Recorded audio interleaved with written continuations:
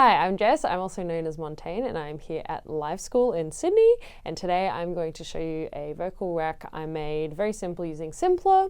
Very basic, but hopefully will help you make better hooks and melodies for your project. Here is a preview of the song and the work I'm going to show you today.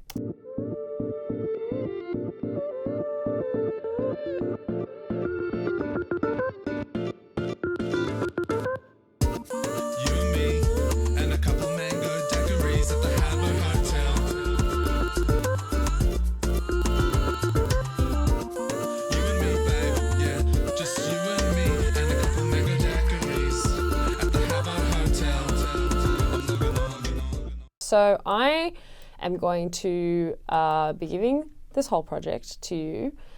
The rack in question is this sort of simpler rack, very basic stuff. It's, I guess the purpose of this rack is to try and find hooks and melodies through your own vocal samples or any vocal sample, whatever you want to pop into Simpler.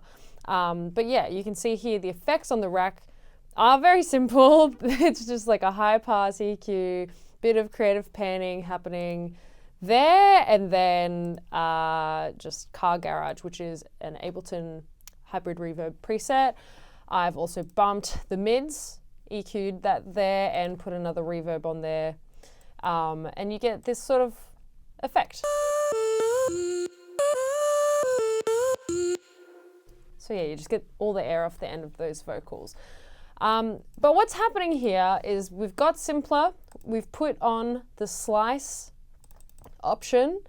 I have hit gate instead of trigger on the sample, so I've put this entire vocal sample that I recorded into the Simpler, and if we arm this track and play what we've got going on here,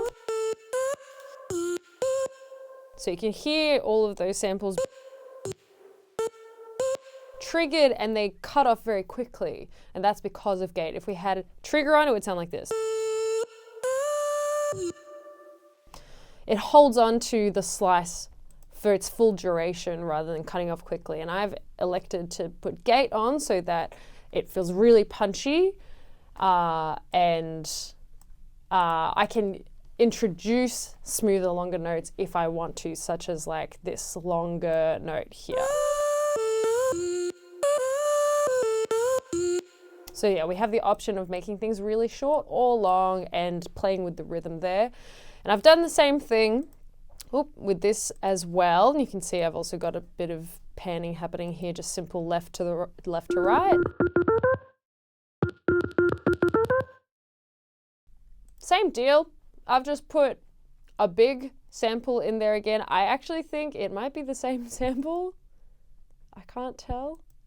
I think it is. This one might just be louder for some reason. I don't know what that's all about, but it doesn't matter. This one's got a bit different EQing. I wanted this one to feel a little bit less dominant than this first track. This first track is the call, and the second track is the response. The call is very bright and is the introduction to the core of our melody of this song, and the second one is the response that is a little bit more demure and is like bringing us back down a little bit, so that when we go back to feels very punchy again. So it just sounds like this. There's a bit of clicking, but don't worry about it. This one, same deal, it's gated. I've changed the frequency as well a little bit, the way it's filtered here, because again, we want that more reduced sense of the vocal so that the first track feels a bit more dominant. I got this by just mashing my keyboard, basically. And that's why you see a bajillion notes. Not all of these notes are audible to us. It's just probably mostly the top notes and a couple that like come before this top note, just like marginally, that are showing. So like if I took this one out and this one and this one, that will all sound the same. Actually, not quite the same. So maybe that's why you don't, that's why after your mash, you just keep it. It doesn't matter that there's a bajillion notes. If it works, it works.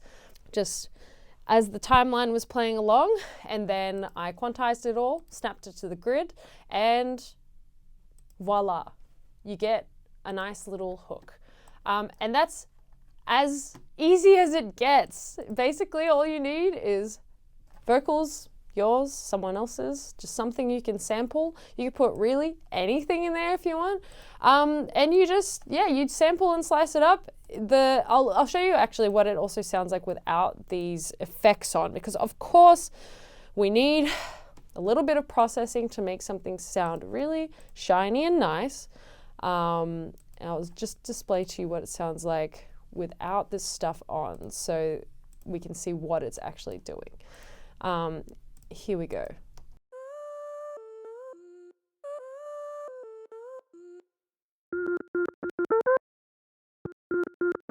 So it's very dry. Let's hear it in the rest of the song as well. You and me and a couple mango daiquiris at the Harbour Hotel. So this one's barely audible.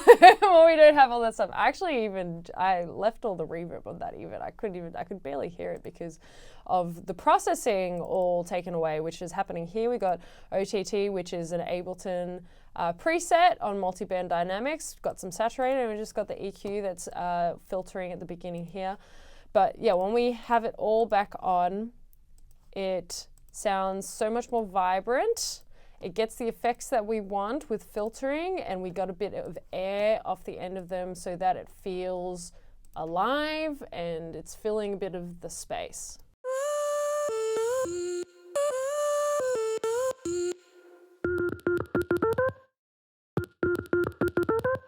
The reverb on this one is mostly just to set it back a little bit and make it feel like it's in a room. You can see here it's quite high on the dry wet, but like the decay is all the way down.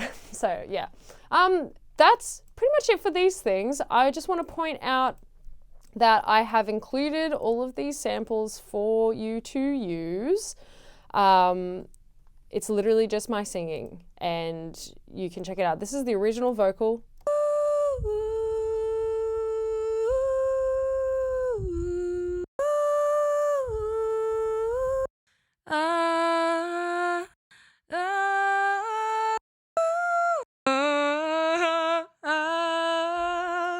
Anyway, I just go for it. I don't have a plan when I sing. I'm just like, we'll see what happens.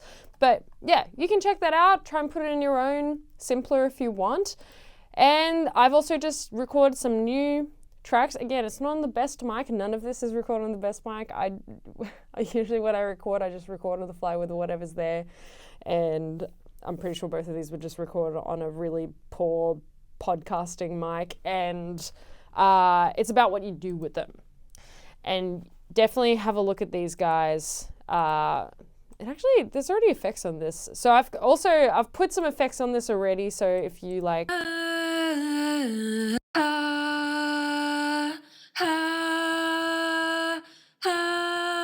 the samples I'm giving to you, I've already compressed them a little bit and filtered them a little bit and stuff to try and make like their shittiness a little less. But you can check that out, unfreeze that, and mess with that as much as you want. Again, I'm giving to you the whole project, like do what you want with it, like take little sounds out from it, or like take inspiration from rhythms and melodies and stuff. Please don't like take the song. Like just like the song is my song, but like if you want to take the vocal samples and stuff and all these little things that I've done, feel free to do that. I actually want to point out one more thing, which is like basically what I've done with these vocals. Again, I've put a guitar loop into a simpler and just done some processing, like a lot of this reverb stuff. And that is also one of the key parts of the song. This is what it sounds like.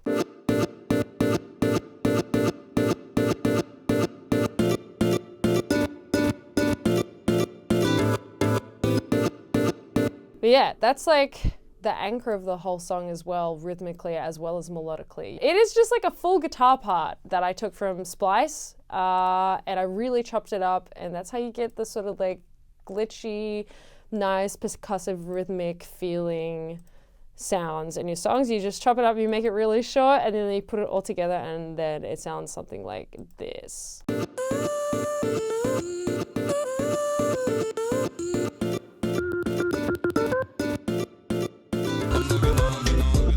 But they really talk to each other.